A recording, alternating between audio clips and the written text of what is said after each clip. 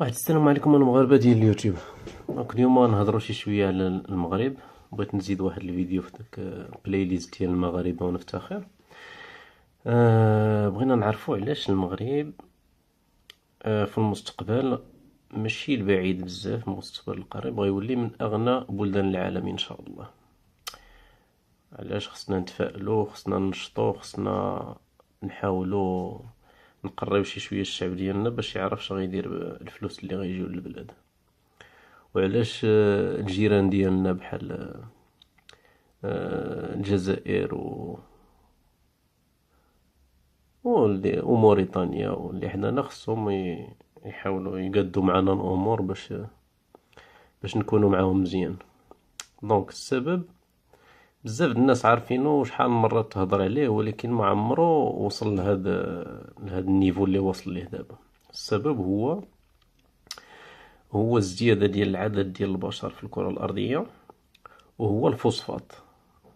عندك الفوسفات اسيدي اللي كيتصاوب هنا في المغرب، هنايا في البلاد الزويونة هادي اللي غتقاد ان شاء الله.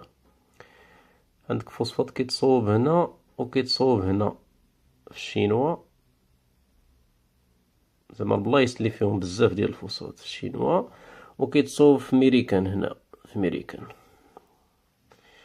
عندك في الشينوا وفي ميريكان داك الاكسبلواتاسيون، يعني الاستخراج ديال الفوسفات بدا كيوصل للحدود ديالو. ولكن هنا في المغرب مازال ستوك كبير، الخيرات ديال رب العالمين كاينه، والعدد ديال البشر في العالم كتر بزاف، راه 7 المليار. وراكم عارفين بلوس العدد كيكتر بلوس كيتزاد السرعه باش العدد ديال بنادم كيتزاد. دونك كيبقاو يولدوا، كيطلع اكسبونونسيال، ما عرفتش كيفاش نقولها بالعربيه، اكسبونونسيال بشكل تسارعي. يعني الزيادات والولادات راهم دابا لعلك ترضى. عندك غير هنايا في هاد الهند هادي كتشري من عندنا الفوسفات، راه فيها مليار وميتين مليون البشر. هادي الشينوا مليار وتلتمية ولا مليار وربعمية، ما عرفتش اكزاكتومون العدد. دونك وهاد الفوسفات كيصلح للفلاحة، هاد الناس هادو كاملين خاصهم ياكلوا. الا ما كانش الفوسفات الانتاجيه ديال الفلاحه كتكون قليله. داكشي علاش من دابا واحد شي شويه غيولي الفوسفات غلا من البترول. وداكشي علاش كاين بزاف ديال الاطماع في المغرب، وكاين بزاف ديال المشاكل اللي باغيين يديروا المغرب باش يبقى تحت الايدي ديالهم. ولكن ان شاء الله مع القياده الحكيمه اللي كتقلب دابا على علاقات استراتيجية مع العالم كامل، يعني مع روسيا ومع الصين ومع الهند ومع امريكان، ومع ما تخلي تحت كلشي عندنا مع علاقات استراتيجية. وبغينا نكونوا بحال هاد الدول هادو، الدول ديال الاسكندنافية. هادو دول كاين فيهم ملكيات، عندهم ملك حتى هما.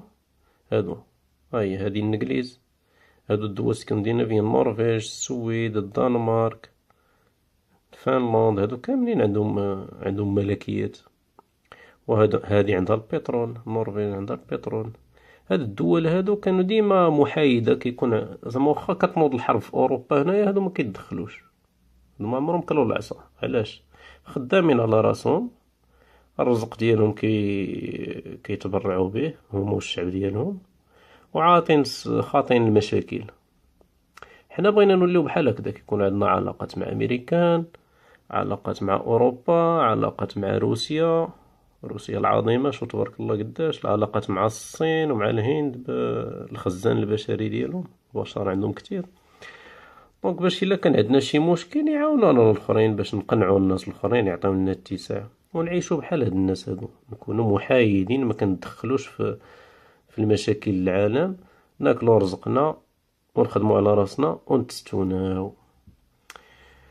وهذا ما كان، هادشي علاش درت هاد الفيديو. كنتمنى تعجب الناس اللي غيدخلوا ليها، ونهاركم مبروك.